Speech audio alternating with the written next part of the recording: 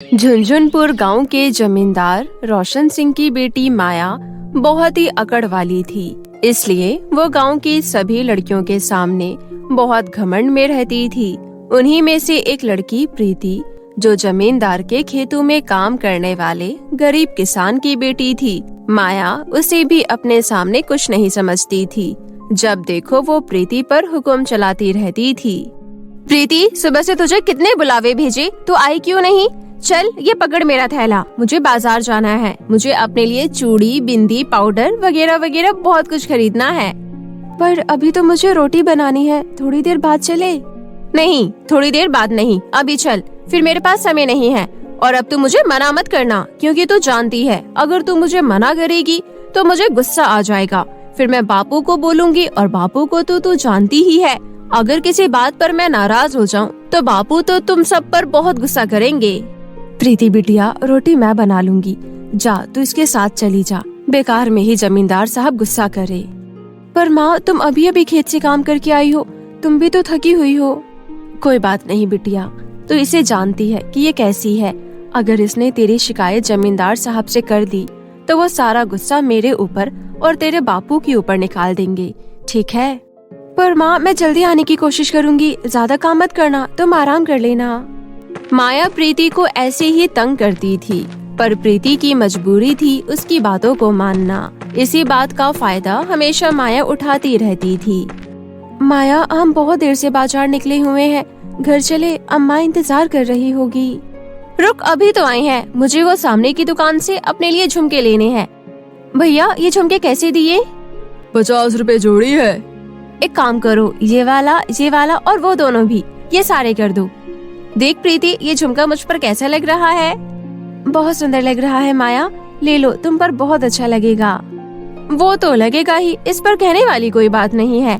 आखिर गांव के जमींदार की बेटी हूँ, मुझ पर सब कुछ अच्छा लगता है। तुझे पता है, बापू ने मेरी शादी के लिए बहुत कुछ सोचा हुआ है। शादी से याद आया, कल मुझे लड़के वाले देखने के लिए आ रहे हैं। वीरपुर गाँव के जमींदार का बेटा है, पता है कितने पैसे वाले लोग हैं। बापू कहते हैं मैं तो राज करूँगी, राज। और वैसे एक बात कहूँ, मैं तुझे ये सब क्यों बता रही हूँ? तू तो ठहरी गरीब नौकर की बेटी, जो हमारे यहाँ नौकर है, तो ये सब बातें नहीं समझेगी, क्योंकि मुझे पता है तेरी शादी तो इसी गांव में किसी किसान के बेटे से ही होगी। मेरे दिमाग में एक विचार आया है, अगर मेरी जहाँ बात पक्की हो जाती है तो मैं अपने होने वाले पति को कह दूंगी कि उनके घर में कोई नौकर हो, क्या पता वो अच्छा हो, तो हम तेरी शादी उससे कर देंगे। फिर तुझे कहीं काम ढूंढने की भी जरूरत नहीं पड़ेगी। तू अपने पति के साथ आराम से मेरे ससुराल में नौकरी करना। प्रीति चुप हो जाती है। वो जानती थी कि माया का स्वभाव कैसा है। माया की शादी पक्की हो जाती है और वो अपनी शादी की तैयारी में लग जाती है। माया शॉपिंग के लिए शहर जाती है तो प्रीति को अपने साथ लेकर जाती है। भैया, मुझे तो महंगे से महंगा ब्राइडल लहंगा दिखाना, मैं अपनी शादी में इतनी सुंदर लगूं कि आसपास के गांव वाले देखते रह जाए। बहन जी, हमारी दुकान का सबसे बढ़िया लहंगा है, पूरे 3 लाख का है, ये तो बहुत सुंदर लगेगा। ये लहंगा मेरे ऊपर बहुत अच्छा लगेगा, पर अभी तो मैं इतनी थक चुकी हूँ कि इसको पहनकर देखने की बिल्कुल भी हिम्मत नहीं हो रही। एक काम कर प्रीति, ये लहंगा तू पहन के दिखा, अगर सही लगेगा तो मैं यही ले लूंगी। पर मैं कैसे पहन सकती हूँ? ये तो तुम्हारा दुल्हन का लहंगा है ना? तो मैं कौन सा तुझे कह रही हूँ कि ये तेरा लहंगा है? मैं जानती हूँ ये मेरा दुल्हन का लहंगा है। वैसे भी तो जैसे गरीब का ये ब्राइडल लहंगा हो भी नहीं सकता। ये तो तुझे मैं मौका दे रही हूँ सिर्फ पहन कर दिखाने के लिए। चल जा, अब जितना कहा है उतना सुन, मैं बहुत थक चुकी हूँ, मुझे गाँव भी वापस पहुँचना है, बहुत सारे काम है। प्रीति वो ब्राइडल लहंगा ट्राई करने के लिए ट्रायल रूम में जाती है, पर जैसे ही वो लहंगा पहनकर बाहर आने लगती है, उसकी नजर कोने में रखे एक पर्स पर जाती है। प्रीति से पहले एक बड़ी उम्र की लेडी ट्रायल रूम से बाहर निकली थी। प्रीति उन्हें आवाज लगाती है, आंटी जी, ये आपका पर्स, आप अंदर भूल गई थी शायद। अरे हाँ, ये मेरा पर्स है, शुक्रिया। उम्र के साथ साथ याददाश्त भी कमजोर होती जा रही है। वो तो मेरी बड़ी बहू है जो मुझे यहाँ जबरदस्ती दुकान पर ले आई, वरना मैं बहुत कम निकलती हूँ। तुम्हारा नाम क्या है बिटिया? जी, मेरा नाम प्रीति है। अच्छा, तो अपनी शादी का लहंगा पसंद करने आई हो? ये लहंगा तुम पर बहुत सुंदर लग रहा है। जी, मेरा लहंगा नहीं है, हमारे गांव के जमींदार साहब की बेटी है, उसकी शादी है, तो वो अपना लहंगा लेने आई थी वो थोड़ी थकी हुई है, इसलिए उसने मुझे बोला कि मैं ये पहनकर उसे दिखा दूं। बस वही देख रही थी, तभी आपके बटुए पर मेरी नजर पड़ गई। अच्छा, वैसे कौन से गांव की हो तुम? जी, हम लोग झुनझुनपुर गांव से आए हैं। झुनझुनपुर गांव से? अच्छा, वहाँ के जमींदार तो मुझे बहुत अच्छे से जानते हैं। खैर, तुमसे मिलकर अच्छा लगा। तभी माया गुस्से में आ जाती है। क्या बात है प्रीति, मैं इतनी देर से तुम्हारा वहाँ बैठकर इंतजार कर रही हूँ और तुम यहाँ लहंगे को देख रही हो। अरे तुम भूल क्यों जाती हो कि तुम जैसे गरीब के लिए लहंगा नहीं बना। ये सिर्फ मैंने तुम्हें पहनकर दिखाने के लिए बोला था। ये लहंगा खरीदने की तुम्हारी औकात नहीं है। ये लहंगा सिर्फ मैं ही खरीद सकती हूँ। अपने सपने से बाहर आओ। बस मैंने देख लिया, बहुत अच्छा लग रहा है, जाओ जाकर बदल कर आओ। वो लेडी देखती है कि माया प्रीति से बहुत बुरी तरह बात कर रही है। प्रीति की आंखों में शर्म से आंसू आ जाते हैं और वो वापस ट्रायल रूम में लहंगा बदलने के लिए चली जाती है। अगले दिन प्रीति जब तैयार होकर माया के घर जाने लगी, तभी उसके घर के बाहर एक कार आकर रुकी। आंटी जी, आप और यहाँ आपको मेरे घर के बारे में कैसे पता चला? आइए अंदर आइए। माँ, ये कल मुझे शहर में जिस दुकान से माया ने लहंगा लिया ना, वहाँ मिली थी। नमस्ते। कल प्रीति से मिलने के बाद मैं इसे भूल ही नहीं पाई। घर जाकर मैंने अपने बड़े बेटा बहू और छोटे बेटे से इस बारे में बात की।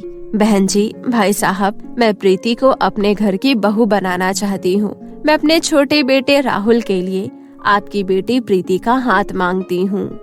प्रीति के माता पिता की खुशी का ठिकाना नहीं था। शहर के इतने बड़े अमीर खानदान से उनकी बेटी प्रीति का रिश्ता आया था। राहुल को भी प्रीति बहुत पसंद आती है और यकीनन प्रीति दिखने में सुंदर भी बहुत थी, मानो कीचड़ में कमल। राहुल और प्रीति का रिश्ता तय हो जाता है। माया की शादी के तुरंत बाद ही प्रीति की भी शादी थी। माया अपने पति के साथ उसकी शादी अटेंड करने आई थी। आओ माया, अपनी सहेली से नहीं मिलोगी? देखो कैसा लग रहा है हमारी बहू का लहंगा। पूरे 5 लाख का है। तुम्हारा कितने का था? जी, मेरा इससे कम का था, 3 लाख का। अच्छा आंटी जी, मुझे ना मेरे हस्बैंड बुला रहे हैं। माया का मुंह उस समय देखने वाला था। आज उसे सही सबक मिला था। कहते हैं व्यक्ति की किस्मत कब पलट जाए कोई नहीं जानता। हमारी जिंदगी में जो हम सोचते हैं वैसा बिल्कुल नहीं होता। सब कुछ हमारी सोच के विपरीत होता है, जैसा प्रीति के साथ हुआ। जिस ब्राइडल लहंगे को पहनने की उसने जीवन में कामना भी नहीं की थी, उसके अच्छे कर्मों के कारण आज उस ब्राइडल लहंगे के साथ साथ ढेरों ऐशो आराम के सुख, अच्छा पति, अच्छा ससुराल, सब कुछ उसकी अच्छी किस्मत के कारण उसे मिल गया था। ये कहानी बिलासपुर गांव की है, जो एक घने जंगल के छोर पर बसा था। उसी गांव में रहता था विकास। विकास लकड़ी काटने का काम करता था। उसके 2 बच्चे थे, एक लड़का मिंटू और एक लड़की पिंकी। मिंटू और पिंकी की माँ बीमारी के कारण चल बसी थी। वो दोनों अपनी माँ को बहुत याद करते थे और अक्सर माँ की याद में उदास हो जाया करते थे। पिंकी, अगर माँ होती तो हमें कितना प्यार करती। हाँ भैया, मुझे भी माँ की बहुत याद आती है। उनकी ये बात उनके पिता सुन रहे थे। बच्चों की उदासी को दूर करने के लिए विकास ने दूसरी शादी कर ली। मिंटू और पिंकी नई माँ को पाकर बहुत खुश हुए, लेकिन उनकी सौतेली माँ यामिनी उनको देखकर खुश नहीं थी। वो दुष्ट औरत थी। वो किसी भी तरह दोनों बच्चों से छुटकारा पाना चाहती थी और इसीलिए हर समय नए नए उपाय सोचा करती थी। वो रोज अपने पति से मिंटू और पिंकी की शिकायत किया करती थी ताकि वो उनसे नाराज हो जाए। अरे मिंटू के पापा, आज मिंटू और पिंकी पूरा दिन खेलते रहे और इन दोनों ने मेरी कोई भी बात नहीं सुनी और तो और मुझे उल्टा जवाब भी दिया। यामिनी जैसा सोच रही थी वैसा नहीं हुआ। विकास मिंटू और पिंकी से बहुत प्यार करता था, इसलिए वो उन्हें प्यार से समझाता है कि वो अपनी माँ को परेशान ना करें और उसे किसी प्रकार की शिकायत का मौका ना दें। मिंटू और पिंकी भी पिता की बात मान अपनी सौतेली माँ को खुश करने की कोशिश करने लगे, लेकिन वो तो किसी भी तरह उन दोनों से छुटकारा पाना चाहती थी। एक बार उनके गांव में सूखा पड़ गया, लोग खाने के मोहताज हो गए। ऐसे हाल में सौतेली माँ यामिनी मिंटू और पिंकी से और भी ज्यादा चिढ़ने लगी। उन्हें खिलाना पिलाना यामिनी को आफत लगने लगा। एक रात वो अपने पति से बोली, गांव में सूखा पड़ा है, सभी के खाने के लाले पड़े हैं। ऐसे में हम मिंटू और पिंकी को अपने साथ नहीं रख सकते। हमें उन्हें जंगल में छोड़ आना चाहिए। ये सुनकर मिंटू और पिंकी का पिता विकास उदास हो गया और बोला, वो नन्हे बच्चे हैं, मैं उनके साथ ऐसा कैसे कर सकता हूँ? उन पर कुछ तो दया करो। मैं कुछ नहीं जानती। इस समय हमें अपने बारे में सोचना चाहिए। हम खुद के खाने की व्यवस्था नहीं कर पा रहे हैं, उनकी कहाँ से करेंगे? मेरी बात मान लो, हम कल उन दोनों को जंगल में ले जाकर छोड़ देंगे। सौतेली माँ यामिनी ने अपना फैसला सुना दिया, जिसे मन मारकर विकास ने भी मान लिया। उन दोनों की बातें मिंटू ने सुन ली, जो उस समय जाग रहा था। वो तुरंत घर के आंगन में गया और वहाँ कोने में रखे डिब्बे में से अपने कुछ कंचे अपने पास रख लिए। अगली सुबह यामिनी उनसे बोली, मिंटू और पिंकी, हम दोनों लकड़ियाँ काटने जंगल जा रहे हैं। तुम दोनों भी हमारे साथ चल रहे हो। चलो जल्दी तैयार हो जाओ। मिंटू और पिंकी जंगल जाने के लिए तैयार हो गए। मिंटू ने वो कंचे अपनी पैंट की जेब में रखे हुए थे। फिर सब जंगल के लिए निकल पड़े। जंगल में एक स्थान पर पहुंचकर यामिनी बोली, मिंटू और पिंकी, तुम लोग यहीं रुको, हम लोग दूसरी जगह से लकड़ियाँ काट कर आते हैं। उनका पिता कुछ नहीं बोला, बस उदास आंखों से उन्हें देखता रहा। फिर उनकी सौतेली माँ के साथ वहाँ से चला गया। मिंटू और पिंकी वहीं उनका इंतजार करने लगे। शाम हो गई, अंधेरा छाने लगा, लेकिन उनके माता पिता नहीं लौटे। पिंकी डर के मारे रोने लगी। तभी मिंटू उसे दिलासा देते हुए बोला, पिंकी, डरो मत, मैं तुम्हें घर ले जाऊंगा। उसके बाद वो अपने द्वारा रास्ते पर डाले गए कंचों को देखता हुआ पिंकी के साथ घर चला आया। जब उनके पिता विकास ने उन दोनों बच्चों को अपने सामने देखा तो दौड़ता हुआ उनके पास गया और उन्हें गले लगा लिया। विकास को अपने किए पर बहुत पछतावा हो रहा था। मेरे बच्चों, मुझे माफ कर दो, मुझसे बहुत बड़ी गलती हो गई। अब से मैं तुम दोनों को कभी खुद से दूर नहीं करूँगा। मिंटू और पिंकी को वापस घर आया देख यामिनी बहुत नाराज हो गई। वो दूसरे मौके का इंतजार करने लगी। कुछ दिनों बाद जब विकास किसी काम से शहर गया तो वो मिंटू और पिंकी के पास जाकर बोली, चलो आज लकड़ियाँ काटने जंगल चलते हैं। मिंटू अपनी सौतेली माँ की चाल समझ गया, लेकिन इस बार उसके पास साथ ले जाने के लिए कंचे नहीं थे। वो भागकर रसोई घर गया और वहाँ से चावल के दाने अपने जेब में डाल लिए। इस बार यामिनी उन्हें दूसरे रास्ते से जंगल ले गई। मिंटू पूरे रास्ते चावल के थोड़े थोड़े दाने डालता गया। जंगल पहुंचकर यामिनी उन्हें एक पेड़ के नीचे बैठाते हुए बोली, तुम दोनों यहाँ बैठकर मेरा इंतजार करो, मैं दूसरी तरफ से लकड़ियाँ काट कर आती हूँ। मिंटू और पिंकी वहीं बैठकर यामिनी का इंतजार करने लगे। शाम हो गई और फिर कुछ देर में रात, लेकिन यामिनी वहाँ नहीं आई। पिंकी डर के मारे रोने लगी और मिंटू से कहने लगी, मिंटू, अब क्या होगा? हम घर कैसे जाएंगे? जंगल में तो हमें जंगली जानवर मारकर खा जाएंगे। पिंकी, हमें सुबह तक जंगल में ही रुकना पड़ेगा। मैंने घर से यहाँ तक के रास्ते में चावल के दाने डाले हैं, लेकिन अंधेरे में हमें वो दिख नहीं पाएंगे। सुबह होने पर हम उन्हें देखकर घर चले जाएंगे। डरते डरते दोनों ने जंगल में ही पूरी रात बिताई। सुबह होने पर वो घर के लिए निकले, लेकिन मिंटू ने रास्ते में जो चावल के दाने डाले थे वो चिड़िया और गिलहरी खा गई थी। इसी कारण दोनों जंगल में भटक गए।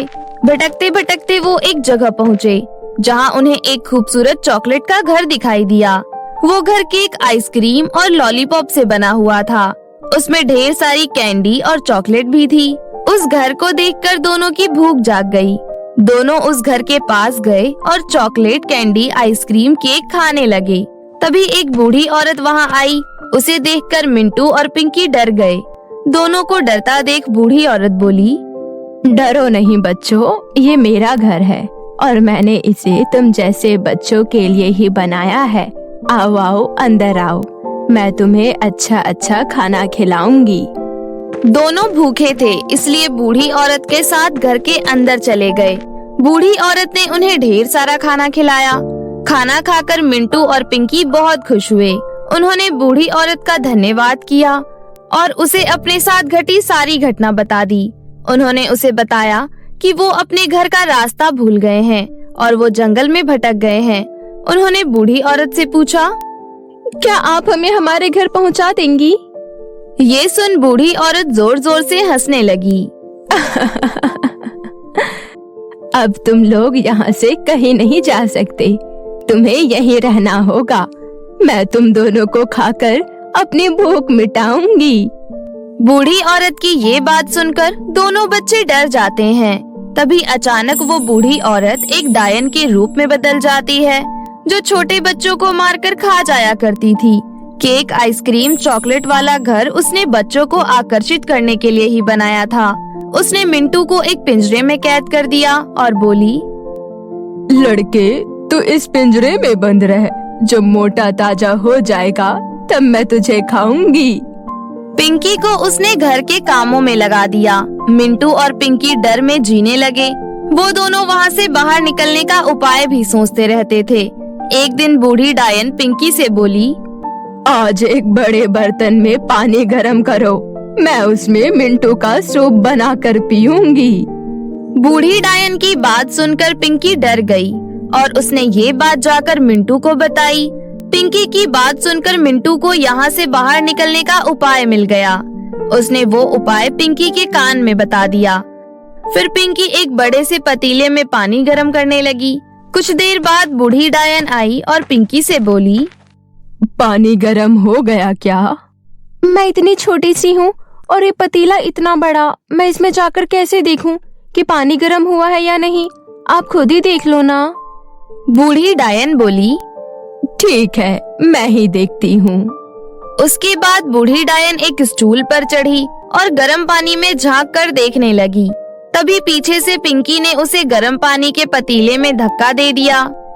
हाय हाय, जल गई, मर गई, बचाओ, अरे कोई तो बचाओ। चीखते चिल्लाते गर्म पानी में जलकर बूढ़ी डायन मर गई। पिंकी ने मिंटू को आजाद कर दिया। मिंटू पिंकी से बोला, अब हमें बिना देर किए यहाँ से बाहर चले जाना चाहिए। भाई, मैंने यहाँ मटके में ढेर सारे सोने के सिक्के देखे हैं, क्यों ना हम उनमें से कुछ अपने साथ ले चले। इससे हमारी गरीबी दूर हो जाएगी और हम कभी भूखे नहीं रहेंगे। हमारे माता पिता भी हमें घर से नहीं निकालेंगे। दोनों सोने के कुछ सिक्के एक थैली में डालकर उस घर से बाहर निकल गए। इधर उधर घूमते घूमते वो किसी तरह शाम ढले अपने घर पहुंच गए। वहाँ उन्होंने देखा कि उनका पिता घर के बाहर उदास बैठा हुआ है।